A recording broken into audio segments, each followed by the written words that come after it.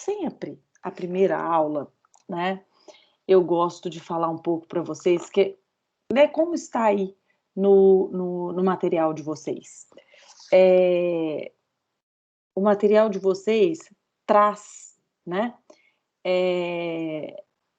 a aula 1 como apresentação do conteúdo programático. Obrigada, gente. Ah, foi. Foi.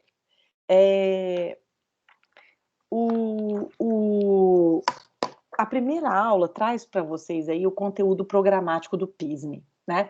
E a gente sempre gosta de tratar, né, a equipe de português, a gente sempre trata com muito carinho esse conteúdo programático, a gente sempre vai voltar ao conteúdo programático, a gente vai estar sempre citando, né, o conteúdo programático, pensando no que a gente já atingiu, o que falta atingir, o que ainda é um problema, né? O que não é mais um problema, etc. Tá? Então a gente vai estar sempre retomando aí esse conteúdo programático, ok? E ao longo do tempo, pessoal, ao longo dos anos, né, em que se estuda língua portuguesa, por muito e muito tempo, a gente estudou português pensando como? Bom, na época dos meus pais, na época dos meus irmãos e na minha época, a gente estudava. Na minha época, vamos pensar aí, eu sou de 83, 93, eu lá pelos 15 anos a coisa começou a mudar, né, quando eu era adolescente, da idade de vocês, mais ou menos. Mas até então, como é que o português era ensinado? Com base na decoreba, né? Com base na decoreba, né? Geralmente acontecia assim, o professor ia para o quadro e colocava assim, hoje nós vamos estudar pronome relativo. Hoje nós vamos estudar sujeito. Sujeito, os tipos de sujeito. Sujeito simples, sujeito oculto, sujeito determinado, sujeito isso, sujeito aquilo. Era assim. Aí depois passava mais um tempo, acabou o sujeito, a gente fez um monte de exercício, decorou o que é sujeito, a gente ia estudar predicado, né? E aí, beleza. No final do ano, o que acontecia? A gente esquecia aquilo e no ano seguinte a gente via aquilo de novo, né? Então, o estudo do português foi assim, até alguém estudioso da língua, que era, né, algum linguista, chega e fala assim, gente, tem alguma coisa errada. São os grandes estudiosos do ensino da língua portuguesa. Existe um ramo que estuda o ensino da língua portuguesa em sala de aula. E aí essas pessoas que estavam se dedicando a esse ensino viram que esse ensino ele não estava sendo efetivo. Pô, as pessoas decoram. Decora, esquece. Faz prova, esquece. Decora, faz prova, esquece. Tem alguma coisa errada. E aí começou a pensar num outro esquema para que se pudesse fazer esse ensino efetivo, se tornar efetivo. As pessoas sabem o que estão estudando, as pessoas veem sentido naquilo que estão fazendo, né? E aí vieram inúmeras contribuições e dizendo o seguinte, cara, o que faz a pessoa ver sentido no estudo do português? Bom, texto. Então, vamos começar a estudar por textos, né? Então, imaginem vocês que aquilo que permeia a vida social de vocês é a leitura escrita. Isso permeia a vida de vocês. Então, imagine aí num tempo comum, que não haja pandemia, o que você faz? Você sai de casa, de manhã cedo, né? Vamos supor aqui uma rotina de uma pessoa que vai para a escola de ônibus, tá? Aí você sai do seu prédio, da sua casa, desce a rua, chega no ponto de ônibus para ir para a escola. E aí, o que você tem que fazer nesse ponto de ônibus? Ler o letreiro do ônibus para saber para onde você vai. O que está fazendo parte do seu cotidiano? Texto. Aí você pega um ônibus, certo, né? Até a escola. Chega na escola, tem gente entregando panfleto.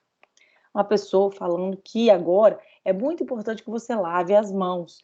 E aí, esse panfleto é entregue na frente da escola. Como higienizar bem as mãos? E aí, o que você faz? Lê e fala, ó, não sabia que tinha que esfregar a mão até aqui, o antebraço. Então, você ganhou uma informação nova a partir do quê? De um gênero. Qual gênero? Folheto, sei lá, igual vocês falam aí, né? Panfleto, folheto, né? E aí você tem uma informação nova a partir da leitura e da escrita. Então, pensou, gente, se a vida das pessoas é permeada por leitura e escrita, quer dizer que o estudo deve ser baseado na leitura e escrita para que esse aluno veja de fato sentido naquilo que ele estuda. E aí, então, né, vieram os documentos de 1997, né, que foram os primeiros documentos que falavam sobre isso, que foram chamados Parâmetros Curriculares Nacionais, os famosos PCNs. Agora veio aí a BNCC. Todos esses documentos visam a garantir o bom funcionamento do ensino, não só no português, mas em todas as matérias. Eu estou falando português porque é o que me interessa aqui. Então, a gente vai ter essa grande virada no ensino da língua portuguesa. E hoje a gente estuda com base nos textos, com base na leitura dos textos, e a gramática vem para enriquecer esse estudo. Mas uma gramática contextualizada, uma gramática que deve ser entendida pelo contexto e não solta, como a gente estava acostumado a lidar. Então, por que você está falando isso, Rafa? Ué, porque hoje, o que vocês enfrentam na prova do PISME no final do ano? Um texto e questões sobre esse texto. Ô, Rafa, mas você está falando que não vai ter gramática? Vai ter. Mas uma gramática que é constantemente contextualizada. É uma gramática, é uma prova, é uma comissão que entende que o que vigora hoje é a leitura de texto e escrita. Então, é uma prova que contextualiza tudo. É uma prova que vai exigir de você ser um bom leitor e um bom escritor. E não um bom decorador, memorizador de conteúdo. Acabou-se essa geração, acabou essa época. E aí, é por isso que eu gosto de entrar eu gosto de entrar nesse discurso para poder falar do conteúdo do PISME. Olha como o conteúdo do PISME é relacionado com isso que eu estou falando. Olha aí, na sua aula 1, na página 1, tá? O que você tem aí? Uma prova baseada em competências e habilidades de leitura e escrita. Quantas competências a serem consideradas nos exames de seleção do PISME na disciplina de língua portuguesa, propomos uma matriz estruturada a partir de agrupamentos de gêneros discursivos, entendendo como gêneros os diferentes e inumeráveis tipos de texto que circulam na sociedade, como notícia, carta científica, ou seja, o que eles propõem é uma matriz que fale sobre isso. Tudo foi organizado com base nos textos que existem aí, circulantes. E eles nos propõem 5 agrupamentos. 5 agrupamentos. São os agrupamentos narrar, relatar, argumentar, expor, instruir e poetar. Então, eles organizaram, eles agruparam os textos em narrar, relatar, argumentar, expor, instruir e poetar. São 5 agrupamentos que vocês têm que entender. Então, quer dizer que eu vou estudar para a prova do PISME a partir desses 5 agrupamentos? Isso. Isso, tá? E aí, ele fala o seguinte: o que você precisa saber desses 5 agrupamentos? Você precisa dominar as estratégias de leitura e escrita desses agrupamentos, dos gêneros que vão encaixar nesses agrupamentos. Ah, Rafa, então esses agrupamentos a gente poderia chamar de tipos textuais? Sim. Esses 5 são os tipos textuais que a gente consegue organizar. Dentro de cada tipo, a gente vai ter os gêneros. Então, por exemplo, uma carta pessoal. Vou mandar uma carta que hoje em dia a gente não manda mais, né? Mas eu vou mandar, por exemplo, carta pessoal, tá? A gente não manda mais porque hoje a gente tem WhatsApp, né? Mas imaginem que eu vou mandar uma carta pessoal para minha avó, que mora lá na Bahia. Porque minha avó não é adepta. Mentira, tá, gente? Eu nem tenho mais avó. Mas imagine que minha avó não é adepta às novas tecnologias e eu tenho que mandar uma carta. Essa carta é gênero textual ou tipo textual? É um gênero. Que está, que está incluída dentro de um tipo textual, que a gente poderia colocar aí, narrar, relatar. Então, os gêneros textuais são organizados dentro desses poucos tipos textuais, desses agrupamentos que a gente tem. Então, por exemplo, quando eu falo assim, dentro do tipo argumentativo, eu tenho vários gêneros, como artigo de opinião, editorial.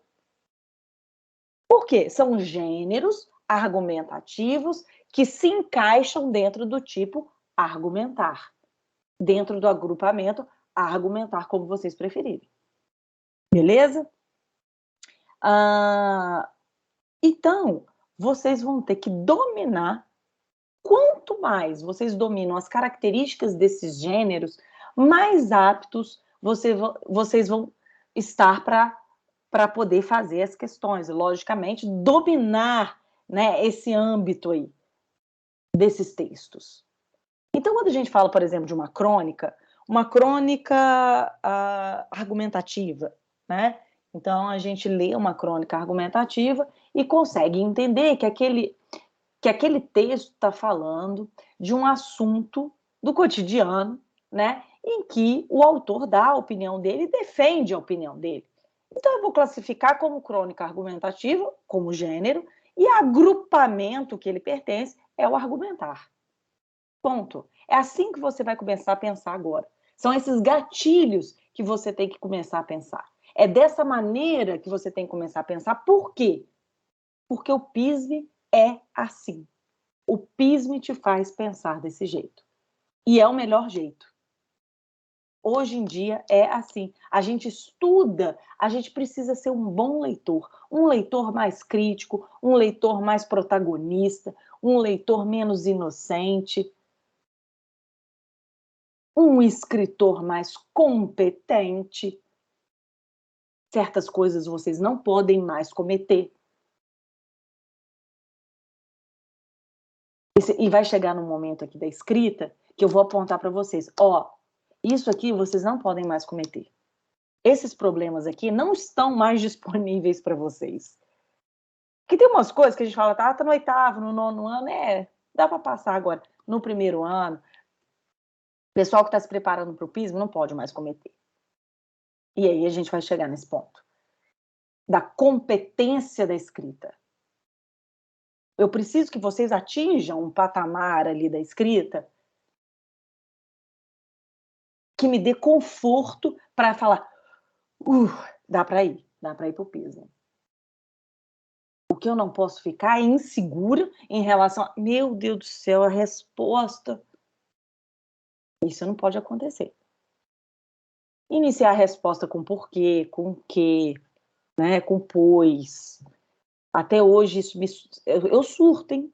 Se eu pegar um trem desse, tá? Então tem certas coisas que a gente não tem mais o direito de cometer. E se você fala assim, nossa, vou ter que prestar muita atenção, vai, tá? Então, a gente vai nesse sentido, tá? Então, pessoal, vocês vão ver aí, ainda na página 1, lá na segunda coluna, você tem... Depois, se você quiser ler com calma, mas eu vou passar tudo que eu tô falando aqui, tá aqui, tá? Então, por exemplo, o quadro 1, ele vai especificando, ele vai esmiuçar aí para você o que é, por exemplo, um agrupamento do narrar-relatar, tá?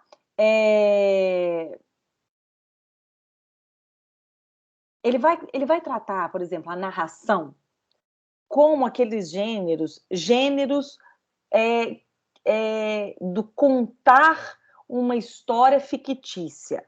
E vai deixar o relato, o relatar, para aqueles gêneros que são considerados verdadeiros, reais, né? Então, a gente tem notícia, reportagem, biografia, né? E para os ficcionais, a gente chama de narração, tá? A gente fala aí de quê? De conto, de crônica narrativa, né? Desses textos mais inventados, ficcionais, tá? Dentro do quadro 2 aí, do agrupamento, da argumentação, que atitude comunicativa você tem aí? O que se espera de um texto argumentativo? Fazer crer, ou seja, convencer. O que é o narrar? O narrar, geralmente, a gente vai entreter, né? A gente vai documentar, né? Vai informar na questão do relato. Agora, do argumentar é convencer. Dentre os gêneros do convencimento, dentre os gêneros do argumentar, a gente tem artigo de opinião, editorial, resenha crítica, carta do leitor, texto publicitário, as propagandas, as campanhas, né? Dentro do expor, vocês sempre têm dúvida entre expor e narrar. Sempre. Ou relatar, né? O expor, a atitude comunicativa, ou seja, o objetivo comunicativo do texto, que é expositivo, é fazer você saber. É trazer do campo do conhecimento para a sociedade. Então, por exemplo, imaginem que que hoje eu vou falar assim, gente, então hoje eu vou falar um pouco sobre a Covid-19, né? E aí eu começo. A Covid-19 tem sido estudado por muitos profissionais que entendem que é um vírus mutante. O que eu estou fazendo aqui? Né? Eu estou trazendo conhecimentos que são de um campo científico para o conhecimento da sociedade. Eu estou fazendo a sociedade saber. Então, eu fazer saber. Tá? Dentro aí tem os livros didáticos, os textos científicos, tá? As enciclopédias, que são textos mais científicos, logicamente, etc. Tá? Agora os textos do quadro 4, que é o agrupamento 4, que é do tipo textual 4, instruir. A gente tem o instruir, é o texto instrutivo, tá? É o fazer agir.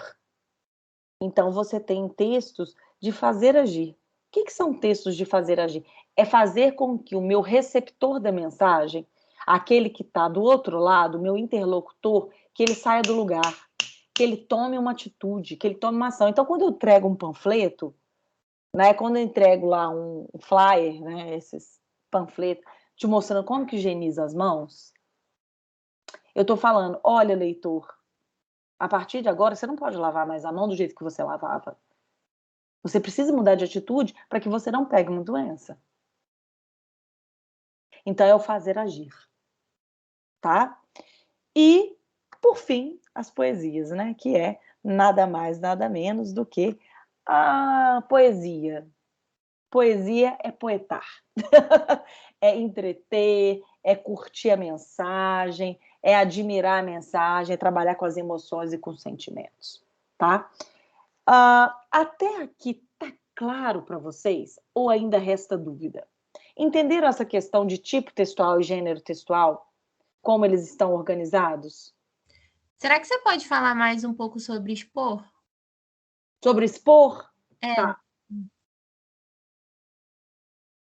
Deixa eu só ver aqui, eu vou acompanhar do meu, porque eu tô com medo de mexer ali, vocês sabem, né?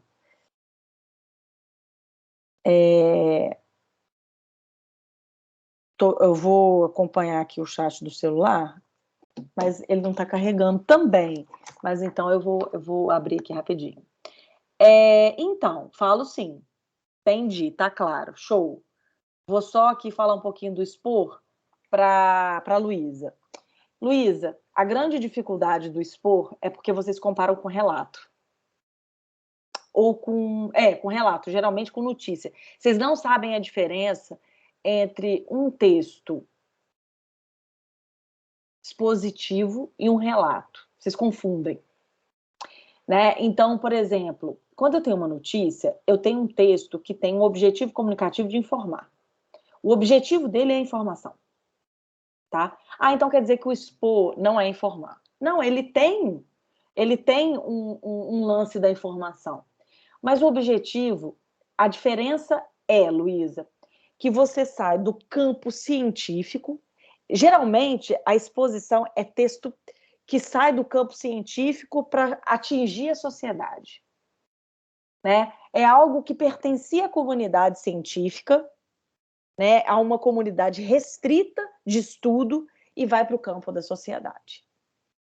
Né? O que não é, por exemplo, uma notícia. Tá? Uma notícia, ela tem uma base da informação. Né? Ele tem essa base informativa de fazer você se sentir informado com aquele assunto. Né? Ele te dá aquela informação e ponto.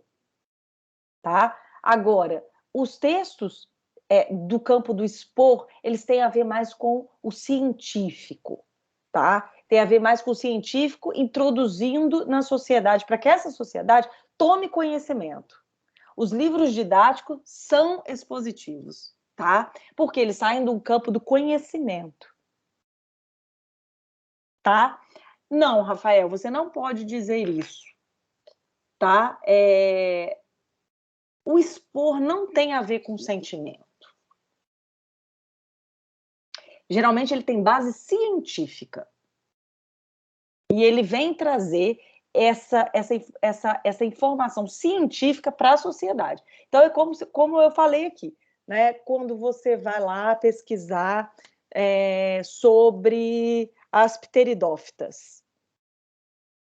Né? O fazer saber, isso aí. Sobre as pteridófitas, que eu não tenho nem noção do que é isso que eu acabei de falar. Então, as pteridófitas, você joga lá no Google e você vê. As pteridófitas são plantas que possuem isso. Ou seja, eu trago de um conhecimento científico para a comunidade. É o fazer a comunidade saber sobre aquele assunto, tá? Que é do campo científico. Isso ficou claro? Vê aí, Luísa, se melhorou para você. Agora entendi. É tipo as definições da Wikipédia, pode ser textos expositivos. Nesse sentido. Entendi. Tá, obrigada. Imagine, no argumentativo fica mais claro. Perfeito. Isso mesmo, Loren. Perfeito. No expositivo se usa uma linguagem, vou chamar o neutra aí, Loren, de mais imparcial. Né? E no argumentativo você vai ver claramente que existe uma defesa de um ponto de vista. Né? E aí essa é a diferença clara entre o expor e o argumentar. Tá? Boa pergunta, Eduarda. Um texto pode ser feito a partir de dois tipos de gênero? Então, peraí, é tipo ou é gênero? Então, lembra, Eduarda, que a gente agora, a gente vai ter que ter a cautela de falar em gênero e em tipo textual. Então, por exemplo, você pode ter nada no português é 100%. Então, você nunca vai ter um texto 100% qualquer coisa. Você vai ter uma predominância.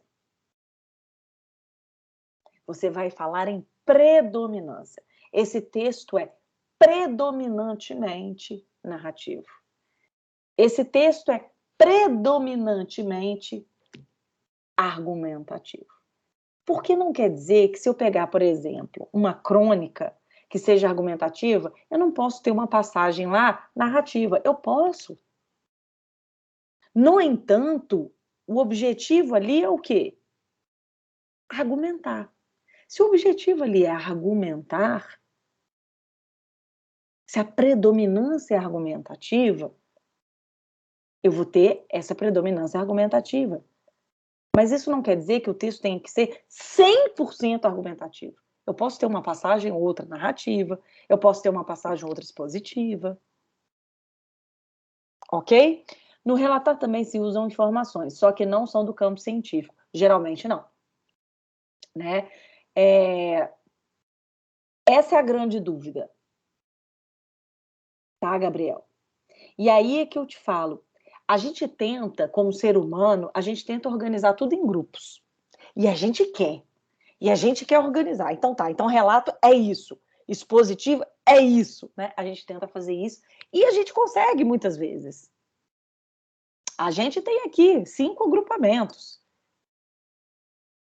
5 agrupamentos. Dentro desses 5 agrupamentos, a gente coloca um monte de gênero. Mas isso não quer dizer que eu não possa ter um texto fora da caixinha. Por isso, os textos devem ser analisados um a um. Não é pegar aquele texto, pum, pum. Não, não é automático. Não é 100%. Nada no português é 100%. Por isso, a análise textual é individual. É um a um. Cada texto é um texto. Não se pode enfiar tudo num balaio de gato. É necessário analisar um a um. Esse é o grande lance do português. Por isso é que viu que a decoreba no português não fazia sentido. Não faz sentido.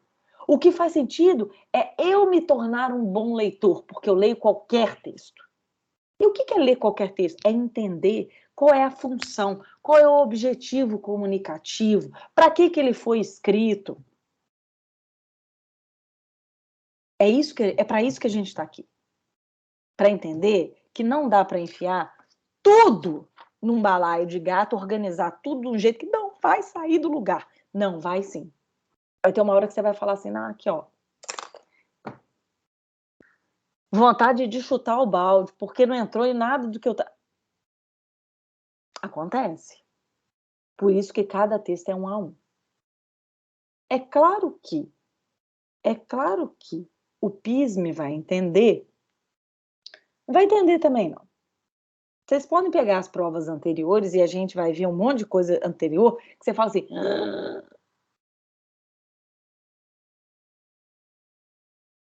Tem prova que eu pego dos pisos anteriores e discuto com a Vanessa, que é a nossa outra professora da equipe, e falo assim, Vanessa, coitados meninos, cara.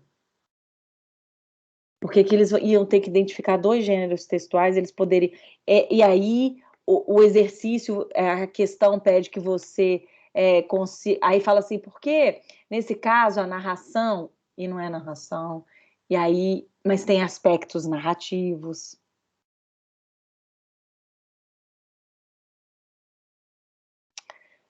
Maria, é mais interpretação, mas a gramática nunca deixou de aparecer.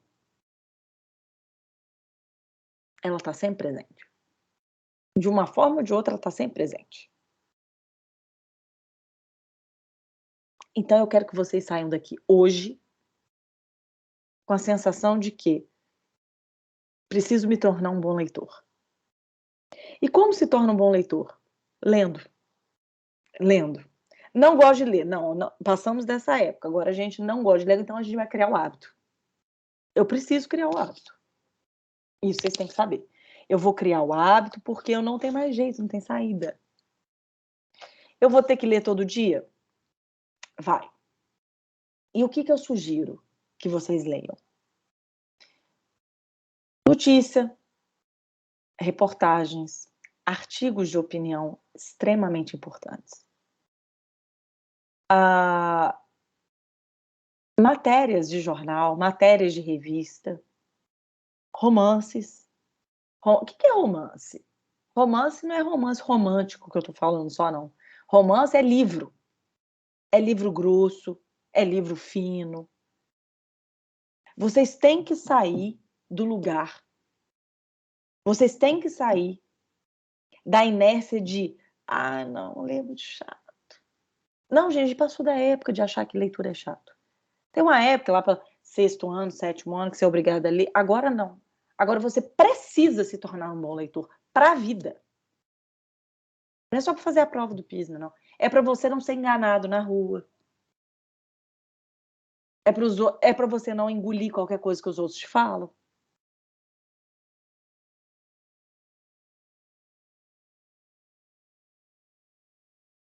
É você deixar de ser inocente a ponto de engolir qualquer coisa sem filtro. É você não acreditar em tudo que você lê no Instagram, nas redes sociais. É você saber o que está acontecendo, antenado com o seu país, com o mundo.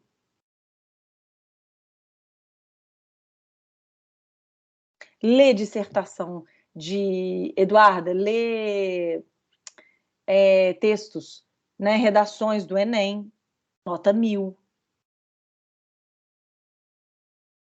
Deixa eu olhar como é que faz isso.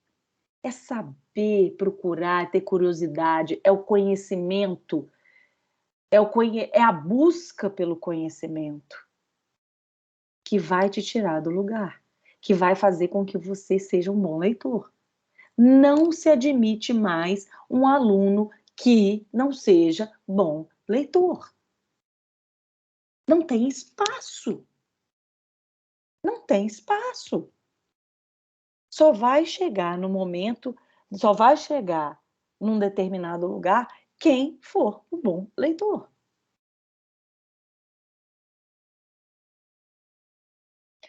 Então, galera,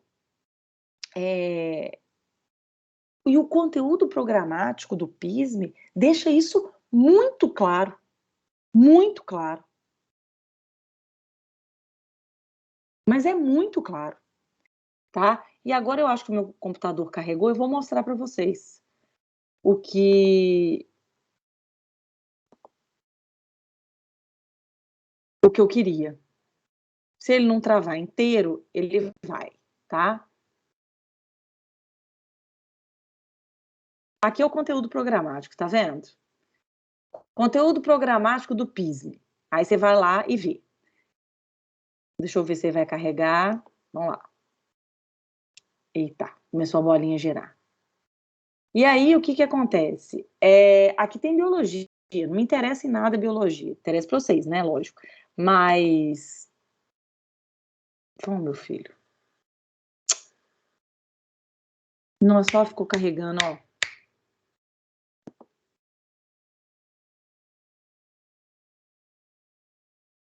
Queria muito mostrar para vocês. Que é o que eu tô falando. Foi. Deixa eu ver. História. Vamos ver. Onde que tá o meu? Isso aqui depois vocês vão destrinchar, tá? Vocês vão olhar com carinho, vocês vão imprimir, tá? Vocês vão imprimir. Aqui, ó. Aí aqui ele tem um texto, um texto básico, né? Que vai falar aquilo que eu falei um pouco para vocês, tá? Que vai ser importante vocês lerem, tá? E aí aqui ele coloca, ó. Olha aqui. Quadro 1, narrar, relatar. Domínio social de comunicação. Então, você tem o agrupamento 1 aqui, olha. Narrar e relatar. Sugestão de gênero, ele coloca como exemplo, tá? Conto e romance. Aí a não ficção, que fica com relatar. Notícia, reportagem, relato biográfico. Tudo isso estava no material. Aí, olha o que ele quer.